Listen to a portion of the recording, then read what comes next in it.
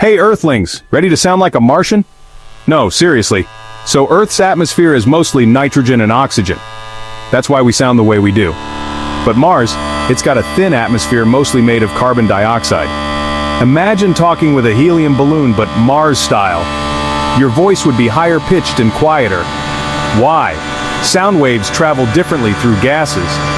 On Mars, it's like your voice is taking a scenic route, longer and slower. Plus, the lower air pressure means your vocal cords would have to work extra hard. So, next time you're belting out your favorite song, just think on Mars, you'd be giving a whole new performance. And hey, who doesn't want to sound like a space rock star? Hit that like button if you're ready to pack your bags for a Martian karaoke night.